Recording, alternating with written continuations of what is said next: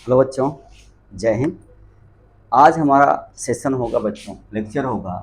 हमने next time पर बच्चों हमने रिलेटिव मास पढ़ा था। कार्बन के 12 मान करके हमने किसी भी एटम का रिलेटिव मास पढ़ा था। वो रिलेटिव मास होता है बच्चों। लेकिन आपकी किताब में क्या दिया रहता है बच्चों? एवरेज मास। जैसे क्लोरीन है तो क्लोरीन का 35.5 होता है, तो 0.5 कहाँ से आ गया? ठीक है। अब ये एवरेज होता है बच्चों। पहले ध्यान रहे बच्चों, जब आइसोटोप्स हमारे पास नहीं थे बच्चों, एलिमेंट के आइसोटोप्स नहीं थे, ये बिफोर है बच्चों, बिफोर 1911 के पहले, जब आइसोटोप्स बच्चों डू नॉट डिस्कवर्ड, खोजे नहीं गए थे बच्चों, तब हम मान के चलते थे उस एटम के बच्चों, जो एटम था वही उसका मास होता है। कोई भी एटम है, रिलेटिव मास को ही बच्चों मास मान लिया जाता था। लेकिन अब पाया गया क्या कि बच्चों हर एलिमेंट के लगभग आइसोटोप्स होते हैं। सोडी ने सबसे पहले बच्चों 1911 में आइसोटोप्स की डिस्कवरी की, और जैसे आइसोटोप्स की डिस्कवरी की, कहाँ ये मामला बिगड़ गया बच्चों।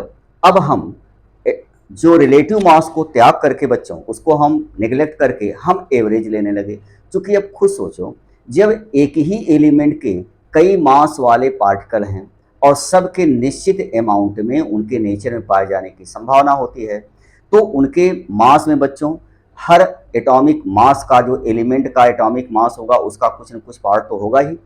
तो एक एवरेज निकाला गया बच्चों। जैसे देखिए, सबसे पहले देखो बच्चों, आइसोटोप्स होते क्या हैं, जरा इसको समझ लीजिए। आइसोटोप्स हैं क्या बच्चों?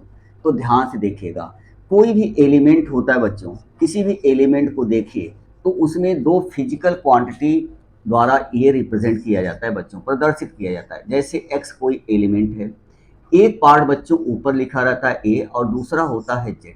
ये जो ए है बच्चों, इसी को हम कहते हैं एटॉमिक मास नंबर बच्चों, या कभी कभी मास नंबर भी कह देते हैं। और ये इज इक्वल टू होता है बच्चों प्रोटॉन और न्यूट्रॉन के वेट के। ठीक है। और यहाँ पर बच्चों ये है आपका एटॉमिक नंबर। एटॉमिक नंबर किसी भी एलिमेंट का यहाँ पर नीचे लिखा रहता है बच्चों, हर समय ऊपर एटॉमिक मास नंबर। ये एटॉमिक नंबर बच्चों एटॉमिक मास नंबर है, जिसे हम जेड से कहते हैं। क्योंकि सभी बच्चे जानते हैं कि एटॉमिक जो मोजले ने सबसे पहले एटॉमिक नंबर की डिस्कवरी किया था बच्चों, उसने पाया नंबर ऑफ प्रोटॉन ही किसी भी एलिमेंट बच्चों क्या कहलाते हैं? Atomic mass. क्योंकि कोई भी एटम बच्चों हर समय, मान लेते हैं एलिमेंट है, अब ये एटम के फॉर्म में पाया जा रहा है, तो हर समय बच्चों न्यूट्रल होता है। ये इलेक्ट्रिकली न्यूट्रल होता है, मतलब पॉजिटिव चार्ज और नेगेटिव चार्ज दोनों आपस में क्या होते हैं बच्चों? आपस में बराबर होते हैं। तो किसी भी बच्चे जानते हैं पॉजिटिव चार्ज किसी स्टेबल एटम का प्रोटॉन होता है, और नेगेटिव चार्ज स्टेबल का इलेक्ट्रॉन होता है। इसका मतलब क्या निकला बच्चों? हर समय एलिमेंट के केस में बच्चों प्रोटॉन और इलेक्ट्रॉन आपस में इक्वल होते हैं। तो आप कह सकते हैं यही किसके बराबर हो जाए बच्चों? इलेक्ट्रॉन के। अगर मैं आपसे कहूं कि न्यूट्रॉन इज इक्वल टू क्या होता है, तो आप कहेंगे सर ए माइनस जेड के बराबर होता है। तो आपने देखा बच्चों, जेड जो है वो प्रोटॉन को दिखाता है और यही इलेक्ट्रॉन को दिखाता है। और न्यूट्रॉन को हम कैसे निकालते बच्चों? इसमें से इसको हम घटा देते हैं। जैसे अगर मैं आपसे कहूँ हमारे पास सोडियम है बच्चों 23, ये क्या है बोलो? Mass number. नीचे जो लिखा है बच्चों 11 क्या है? Atomic number. तो atomic number Z is equal to 11 है। इतने ही इसमें प्रोटॉन हो जाएंगे बच्चों, और इतने ही इसमें क्या हो जाएंगे? इलेक्ट्रॉन। अगर मैं आपसे पूछूं इसमें न्यूट्रॉन इज इक्वल टू क्या होगा, तो आप कहेंगे 23 माइनस 11 ए माइनस जेड बच्चों। तो ये कितना आएगा आपका? 12 आया। तो हर एलिमेंट बच्चों, अब आइसोटोप्स क्या हुआ? आइसोटोप्स ऐसी स्पीसीज होती है बच्चों किसी पर्टिकुलर एलिमेंट की। जैसे मान लेते हैं एक्स है बच्चों और ये एक्स है, दो सेम एलिमेंट है बच्चों, इनका एटॉमिक नंबर भी सेम है, लेकिन मास नंबर बच्चों अलग अलग है। ठीक है। ये A1 है, ये A2 है, तो इनके जो है मास नंबर बच्चों क्या है बोलो? डिफर है। लेकिन इसके जो एटॉमिक नंबर हैं बच्चों, एटॉमिक नंबर जो हैं वो क्या हैं? सेम है। तो बस बच्चों ये और ये दोनों एक दूसरे से क्या हो जाएंगे बोलो? ये एक दूसरे से आइसोटोप्स हैं बच्चों। यही आपके क्या हैं? आइसोटोप्स। तो आइसोटोप्स क्या होता है बच्चों? Which element have equal atomic number but differ in mass number, that is called isotopes. इस तरह और हर एलिमेंट के बच्चों आइसोटोप्स होते हैं। ठीक है, अब तक जहां तक है हर एलिमेंट के बच्चों कुछ ना कुछ आइसोटोप्स 1 2 3 4, और सबसे ज़्यादा आइसोटोप्स बच्चों यूरेनियम के पाए गए हैं और उनकी संख्या 10 से भी अधिक है। ठीक है, तो यहाँ पर बच्चों सवाल यहाँ पर एक खड़ा हुआ, तो प्रोटॉन और न्यूट्रॉन, तो बच्चों अगर हम किसी एटम का मास निकाले तो प्रोटॉन को हम 1 यूनिट मानते बच्चों, हाँ, और न्यूट्रॉन का भी मास 1 यूनिट आता है। तो अगर आप जोड़ेंगे तो इसका किसी के मल्टीपल में बच्चों एक होल नंबर आना चाहिए। ये क्या आना चाहिए बच्चों? होल नंबर आना चाहिए। एक जो है होल नंबर आना, लेकिन ये होता क्या है बच्चों, बाद में देखा गया कि तो फ्रैक्शन के रूप में भी आता है बच्चों। ये फ्रैक्शन के रूप में आता, ये तब था जब बच्चों आइसोटोप्स नहीं थे, क्योंकि उनके एक ही एलिमेंट का निकाला जाता था। एक एलिमेंट बच्चों प्रोटॉन न्यूट्रॉन, ध्यान है बच्चों जितने भी आइसोटोप्स होते हैं इसमें इलेक्ट्रॉन और प्रोटॉन सेम होते हैं। क्या बोला? इलेक्ट्रॉन और प्रोटॉन सेम होते हैं, लेकिन बदलता क्या है? न्यूट्रॉन। न्यूट्रॉन बच्चों बढ़ता चला जाएगा, जब बढ़ता चला जाएगा तो मास नंबर भी बच्चों चेंज होता चला जाएगा, क्योंकि mass number is equal to proton plus neutron होता है। और ध्यान रहे बच्चों, अब आप कहेंगे सर इलेक्ट्रॉन का वेट आपने क्यों नहीं जोड़ा, तो ध्यान रहे बच्चों, जो इलेक्ट्रॉन का जो वेट होता है ना, वो प्रोटॉन के वेट का बच्चों 1840 पार्ट होता है, पार्ट ऑफ प्रोटॉन। अर्थात प्रोटॉन के बच्चों 1840 टुकड़े कर डालें तो एक टुकड़े का जो मास होगा वही इलेक्ट्रॉन का मास होगा, और इलेक्ट्रॉन का जो रिलेटिव मास होता है बच्चों उसको मैं 0 मान के चलता हूं, क्योंकि ये नेग्लिजिबल है बच्चों, बिल्कुल 0 तो नहीं है लेकिन इसको छोड़ा जा सकता है बच्चों इन दोनों के मास में। अब आप खुद सोचो, इलेक्ट्रॉन या प्रोटॉन के 1840 टुकड़े कर डालो और एक टुकड़े का जो मास होगा वही इलेक्ट्रॉन का मास होगा, तो उसको तो हम छोड़ सकते हैं ना। तो रिलेटिव वैल्यू जब निकालेंगे तो उसको छोड़ा जा सकता है। तो ध्यान है बच्चों, ये रिलेटिव होता है, प्रोटॉन और प्लस न्यूट्रॉन को हम जोड़ करके उसके रिलेशन में निकालते हैं। ठीक है, तो यहाँ पर सवाल ये खड़ा हो गया बच्चों, जब अलग अलग हर एलिमेंट के आइसोटोप्स होते हैं तो सवाल यहाँ पर एक खड़ा हुआ, हर आइसोटोप्स के नेचर में अकरेंस होता है, एबुडेंस होता है, तो जब वो पाए जाते हैं, एबुडेंस है उनका, अकरेंस है, तो उनकी कुछ परसेंटेज या कुछ रेशियो तो पाया ही जाता है, तो उनका रेशियो भी तो इंक्लूड होना चाहिए। तो अब आया पिक्चर बच्चों एवरेज मास। ठीक है, अब जैसे हम आपको, पहले तो इसका स्क्रीनशॉट ले लो बच्चों, इसके बाद आगे बढ़ ले लीजिए।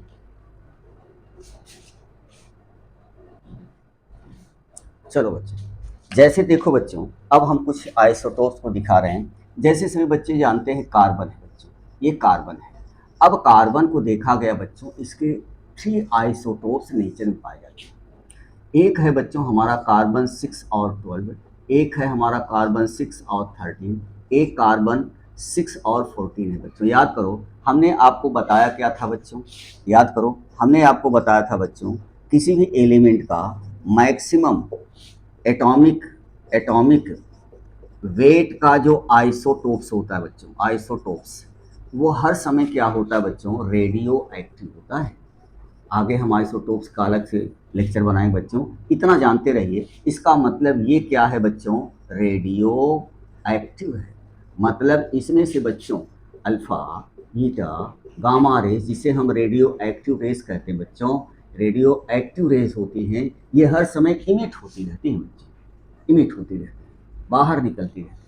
तो अल्फा बीटा गामा रेस किसी भी से निकल रहा है बच्चों स्पॉन्टेनियसली, ध्यान दें बच्चों, ये स्पॉन्टेनियसली होता है, स्पॉन्टेनियस प्रोसेस होता है, कोई कहता नहीं कि निकलो, ये खुद ही निकलती रहती है। ठीक है, तो ऐसा प्रोसेस जो खुद होता है बच्चों, इसमें किसी एक्सटर्नल फैक्टर की जरूरत नहीं पड़ती है, उसे हम क्या कहते हैं बच्चों? Spontaneous process. तो रेडियो एक्टिव भी एक प्रकार के स्पॉन्टेनियस प्रोसेस होता है, और ऐसा देखा गया है बच्चों, किसी भी आइसोटोप्स का जो अधिक एटॉमिक वेट वाला होता है always radio active in nature बच्चों। एक हमने एक्सपेरिमेंट से पाया है बच्चों। ठीक है, तो ऐसा क्योंकि उसमें न्यूट्रॉन प्रोटॉन रेशियो बच्चों बदल जाता है। तो ध्यान रहे बच्चों, जितने भी आइसोटोप्स होते हैं उसमें नंबर ऑफ प्रोटॉन और न्यूट्रॉन तो बराबर होते हैं बच्चों, इलेक्ट्रॉन, केवल न्यूट्रॉन बदलता है बच्चों। आइसोटोप्स में only and only differ in neutron, neutron बदल जाएगा तो वेट बदल जाएगा, क्योंकि A is equal to P plus N होता है, एन बदला तो ए बदला। ठीक है, तो यहाँ पर बच्चों अगर हम देखें तो ये बच्चों लगभग, ये लगभग हम लिख रहे हैं 99% होता है बच्चों, और ये लगभग जो है 0.999% के आसपास होता है बच्चों, ये लगभग बच्चों 0% के आसपास होता है। तो हम इसको 1% मान सकते हैं कि नहीं? मान सकते हैं बच्चों। ठीक है, तो ये लगभग ऐसा नहीं है बच्चों 0%, ये हमने साइन लगाया है अबाउट टू 0 होता है बच्चों। ये 10⁻⁻15% होता है, पॉइंट लगा करके 15 जीरो लगा देना, तो जितना परसेंट आएगा उतना ही कार्बन 14 प्रेजेंट होता है बच्चों, ठीक है। और ये हर समय बच्चों अल्फा बीटा गामा में टूटता रहता है। उसका मतलब इसका अबुडेंस धीरे धीरे अपने आप ही कम होता जाएगा, क्योंकि ये तो अल्फा बीटा गामा में से बाहर निकल रहा है, ठीक है। तो यहाँ पर बच्चों अब कार्बन का पहले तो हम 12 लेते थे, इसी का तो रिलेटिव मास निकाल लेते थे, 12 मान लिया गया था तो। लेकिन ये जब ये आ गए, इनकी परसेंटेज भी है बच्चों, तो इनका वेट बदल गया। अब बदल कैसा गया, जरा इधर देखो बच्चों। अब हम कैसे रिलेटिव मास निकालते हैं, उसी प्रकार से बच्चों अगर क्लोरीन को देखो तो हमारे नेचर में क्लोरीन 2 आइसोटोप्स है बच्चों। एक क्लोरीन 17 और 35 है बच्चों, और एक क्लोरीन 17 और 37 है बच्चों, ठीक है। अब 36 वाला भी नोन नहीं है, ठीक है। अब तुम लोग कुछ कर नहीं पा रहे हो तो कम से कम यही खोज लो, नोबेल प्राइज रखा है तुम्हारे लिए, ठीक है। हाँ, तो क्लोरीन 36 वाला आप लोग खोजिएगा बच्चों, ठीक है। हाँ, अब यहाँ पर देखो बच्चों, इसमें मास नंबर तो अलग अलग है, लेकिन एटॉमिक नंबर क्या है बच्चों। तो इसमें बच्चों अगर मैं आपसे कहूँ कि सेम क्या है, तो आप कहेंगे सर प्रोटॉन सेम हैं और इलेक्ट्रॉन सेम है। अगर मैं आपसे कहूँ डिफर क्या है बच्चों, तो आप कहेंगे सर न्यूट्रॉन डिफर है, तभी तो मास नंबर डिफर है बच्चों, ठीक है। तो जितना डिफर है उतना ज़्यादा न्यूट्रॉन इसमें होंगे। तो इसमें से घटा देना बच्चों, नंबर ऑफ न्यूट्रॉन निकल आएगा, और इसमें से घटा देना, नंबर ऑफ न्यूट्रॉन निकल आएगा। अब कितना डिफर हो गया आपको समझ में आएगा। ध्यान दें बच्चों, अब इसका तो अगर एवरेज एटॉमिक मास निकालते हैं बच्चों, यहाँ पर मास नंबर एवरेज निकालते हो तो आता है बच्चों 35.5। सवाल उठता है क्या, इसे बच्चों आइसोटोपिक मास भी कहते हैं। Average isotopic mass, average isotopic topic mass बच्चों, चूंकि इनका जितने भी इनके आइसोटोप्स होते हैं बच्चों, इनका एक औसत निकाला गया है। जैसे देखिए, अगर मैं नेचर में देखता हूँ बच्चों, ध्यान है बच्चों, कभी कभी टेक्स्ट बुक में कार्बन 12 ऐसे लिखा रहता है, इसको हम कार्बन 13 कहते हैं, इसको कार्बन 14 कहते हैं बच्चों, ठीक है। तो ऐसे भी लिखा रहता है। कभी कभी यहाँ पर आप लिखेंगे तो यहाँ पर देखो बच्चों, इसमें और इसमें सिमिलरिटी है, लेकिन ये और ये क्या है बोलो बच्चों, डिफर है। तो बस इसी को तो हम कहते हैं बच्चों आइसोटोप्स। ऑक्सीजन के भी ऐसे आइसोटोप्स होते हैं बच्चों, तमाम तरह के। जैसे आइसोटोप्स का फंडा आया बच्चों, अब जो रिलेटिव मास था कार्बन 12 के 1/12 पार्ट, कार्बन एक एटम के 1/12 पार्ट ही तो कहलाता है बच्चों एटॉमिक मास। उसी के रिलेशन में तो हमने निकाला है, और एएमयू में हमने पीछे लेक्चर पढ़ा चुके हैं बच्चों। जो बच्चे नहीं देखे उसको पिछला लेक्चर देख लीजिएगा बच्चों। अब होता क्या है बच्चों, इसका फार्मूला अगर हमें मिल जाए तो हमें मालूम हो जाए किस प्रकार से है। तो ध्यान रहे बच्चों, इसमें दो तरह के होते हैं। मान लेते हैं आपके पास बच्चों दो आइसोटोप्स हैं, ठीक है। मान लेते हैं ए और बी बच्चों किसी भी एलिमेंट के, ये एलिमेंट के बच्चों आइसोटोप्स हैं। सेम एलिमेंट के बच्चों, सेम एलिमेंट के होना चाहिए, अलग अलग नहीं। सेम एलिमेंट के बच्चों दो आइसोटोप्स हैं, ठीक है। ये इसके आइसोटोप्स हैं। जैसे आप क्लोरीन को ही ले लीजिए बच्चों, ठीक है। और इनकी एबुडेंस है बच्चों, ये तो आपके क्या हैं बच्चों, आइसोटोप्स हैं। ये आइसोटोप्स हैं। मान लेते हैं बच्चों इस आइसोटोप्स का मास नंबर बच्चों, मान लेते हैं m1 है, इसका मान लेते हैं m2 है बच्चों। ए का मास नंबर कितना है, जैसे यहाँ पर m1 के स्थान पर क्या है बच्चों, m1 के स्थान 35 और यहाँ पर m2 के स्थान 37, ठीक है। ये मान लेते हैं कि इसका कोई भी एलिमेंट हो सकता है बच्चों, चाहे हम एक जनरलाइज फार्मूला निकालने जा रहे हैं। और मान लो बच्चों इसका नेचर में, प्रकृति में मान लिया परसेंटेज दिया है बच्चों, ये x1% है बच्चों, मान लो x2% है, ये परसेंटेज दिया है। तो जब भी हम निकालेंगे बच्चों x1 प्लस x2 करेंगे तो ये 100% आएगा बच्चों, क्योंकि मैंने परसेंटेज में निकाला है। तो इसीलिए हमने x1 x2 = 100 होता है, ठीक है। अगर मान लो बच्चों ये रेशियो के रूप में दिया है, उसका अलग फार्मूला होता है। तो ध्यान रहे बच्चों, अगर ये रेशियो के रूप में, यही हम लिखते रहे बच्चों, रेशियो में x1 और ये बच्चों x2, कभी कभी परसेंटेज में देकर के रेशियो में निकाल दे देता है। तो ध्यान दें बच्चों, इसका फार्मूला क्या होता है कि सब का परसेंटेज निकालो बच्चों। तो हम यहाँ पर एवरेज, एम एवरेज का फार्मूला लिखने जा रहे हैं बच्चों। ध्यान देखिएगा, जो आइसोटोप्स ए है इसका मास नंबर लिखो बच्चों m1, और इसके फिर परसेंटेज का गुणा करो x1/100, ये हुआ, और प्लस इसका भी परसेंटेज निकाल लो बच्चों, M2 इसका मास नंबर है, ठीक है, और फिर इसका दूसरे का निकाल लें बच्चों, फिर इंटू क्या, x2 अपॉन 100, ठीक है। ये बच्चों आइसोटोप्स ए का है, ये आइसोटोप्स बी का है, इधर हमने आपको लिखा है बच्चों, ठीक है। अगर आप एलसीएम लेंगे बच्चों, कितने भी हो सकते हैं, कोई फर्क नहीं पड़ता, और भी ले सकते हो बच्चों, सबसे 100 से मल्टीप्लाई कर, अगर एलसीएम लोगे तो 100 आएगा, तो M1 into x1 plus M2 into x2, ये परसेंटेज है बच्चों, अपॉन क्या हमने लिखा 100, ये देखो इसका आ गया। जैसे मान लीजिए बच्चों कि हमारे पास क्लोरीन है, ध्यान देखना, यही क्लोरीन है बच्चों, मान लेते हैं ये 75% है बच्चों, और ये जो है नेचर में वो 25% है मान लीजिए। तो अगर हम क्लोरीन का निकालते हैं बच्चों एवरेज वेट, तो हमारा मास इसका कितना है बच्चों, 35, इंटू परसेंटेज कितना है 75 अपॉन इन प्लस, यही कर दे रहे हैं बच्चों, इस फार्मूले में रखें, प्लस दूसरे आइसोटोप्स का बच्चों mass number 37 into percentage 25 upon total के अपॉन क्या हो जाएगा बच्चों 100।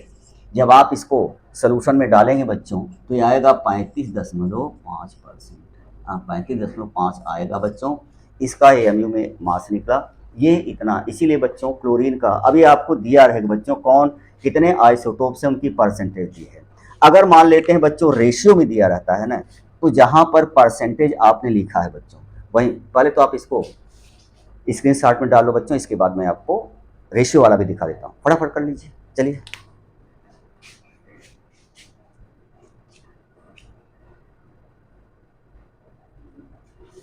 चलो बच्चों मान लेते हैं बच्चों ए और बी जो है आइसोटोप्स हैं, इनका x1 और x2 अनुपात में है, इनका मास नंबर M1 और M2 है बच्चों। तो जहां पर हमने परसेंटेज का गुणा किया था बच्चों, यहीं पर उनके अनुपात का गुणा करेंगे अपॉन टोटल अनुपात x1 प्लस x2 कर देंगे। जैसे मान लेते हैं बच्चों आपके पास क्लोरीन जो है वो आपका 35 वाला जो है बच्चों वो, और क्लोरीन क्लोरीन 37 वाला बच्चों, ये मान लेते हैं 3:1 के रेशियो में मान लो। तो x1 की वैल्यू बच्चों क्या है, ये आपका x1 है बच्चों, ये आपका x2 है, ये आपका M1 है, ये आपका क्या है बच्चों M2 है ना। अब फार्मूले में रख दो, तो क्लोरीन का बच्चों average mass is equal to क्या होगा बोलो, 35 गुणे कितना बच्चों, 35 गुणे 3 प्लस इसका 37 गुणे 1 अपॉन 3 प्लस 4, 3 प्लस 1 बच्चों, ठीक है, x1 प्लस x2, इसको निकालो बच्चों तब भी 35.5 ही आएगा, ठीक है। तो यहाँ पर बच्चों आपने देखा कि ये एवरेज एटॉमिक मास बच्चों बहुत इजीली से निकाल सकते हो, और आप एक्सरसाइज में डाल लीजिएगा, ठीक है। तो इसीलिए बच्चों फ्रैक्शन में आता है क्वेश्चन, कभी कभी आता है बच्चों कि एटॉमिक वेट या atomic mass number proton neutron के योग के बराबर होता है, प्रोटॉन फ्रैक्शन में होते नहीं बच्चों, हाँ 1/2 प्रोटॉन नहीं हो सकता, 1/3 प्रोटॉन नहीं, न्यूट्रॉन भी ऐसे नहीं हो, फ्रैक्शन में इनका मास होता ही नहीं, एक एक मानते हैं, फिर भी उसको होल नंबर में अगर फ्रैक्शन में इसका क्यों आता है बच्चों, तो ध्यान रहे इसका कारण क्या है बच्चों, ये आइसोटोपिक मास है, वो भी एवरेज आइसोटोपिक मास है, इनके नेचर में जितना वो डेंस है अकरेंस है उसी के बेस पर बच्चों इसका निकाला गया है, और इनकी प्रकृति में बच्चों निश्चित नहीं होती है, ठीक है। तो इस प्रकार से बच्चों आपने देखा कि जो रिलेटिव मास होता है और एवरेज मास होता है उसमें क्या डिफर हो जाए। रिलेटिव मास जो है वो केवल एक एटम से निकाला जाता है बच्चों, कार्बन बोले कार्बन 12 के सापेक्ष निकालते हैं, जबकि हम आइसोटोपिक मास जो होता है एवरेज है बच्चों, वो एक प्रकार का एवरेज आइसोटोपिक मास होता है, और उनके हम आइसोटोप्स कितने पाए जाते हैं, चाहे वो परसेंटेज में चाहे वो किसी रूप में पाए जाते हैं। तो आप दोनों फार्मूला मैंने दे दिया बच्चों, ठीक है। एक हमारा फार्मूला ये निकला, ध्यान रहे बच्चों, एक हमारा फार्मूला ये निकला जब ये परसेंटेज दिया रहेगा तब, और एवरेज अगर वो रेशियो में दिया है बच्चों, रेशियो में दिया है, ठीक है, तब ये, और इस फार्मूले को हम निकालेंगे बच्चों जब परसेंटेज में दिया हो, तो किसी वे में दे सकता है, परसेंटेज में फार्मूला और ये फार्मूला वो दिया रहेगा बच्चों, डोंट वरी, ठीक है। तो बस बच्चों आज की मुलाकात यहीं तक, अगर वीडियो अच्छा लगा है बच्चों तो आप इसका रिस्पांस दीजिएगा, और जो बच्चे ऑलरेडी पढ़ना चाहते हैं, ठीक है, वो बच्चों नोटिफिकेशन को ऑन कर दिया करें, जैसे हम वीडियो डालें तो आपको सूचना मिल जाए, आप उसको देख सकें। और ध्यान है बच्चों जो न्यूमेरिकल पोर्शन है या जो बहुत चीज़ें हैं दुनिया भर का तामझाम तो आप किताब से पढ़ सकते हैं, इतिहास, भूगोल, लेकिन जो मेन चीज़ें हैं जिस पर क्वेश्चन आते हैं बच्चों, उसको हम टॉपिक बाय टॉपिक पढ़ा रहे हैं। ये मेरा 11th का 5वां लेक्चर है बच्चों, ठीक है? और आप ठीक है बच्चों, तो आज इसका रिस्पॉन्स दीजिएगा, और जिसको बच्चों कहीं तकलीफ होती है ना, तो मैसेज बॉक्स में बच्चों डाल दिया करो। हम अगले लेक्चर में उसका आपका जो प्रॉब्लम होगी उसको सॉल्व करने के बाद हम आगे लेक्चर लेंगे बच्चों, ठीक है? तो थैंक यू बच्चों, जय हिंद।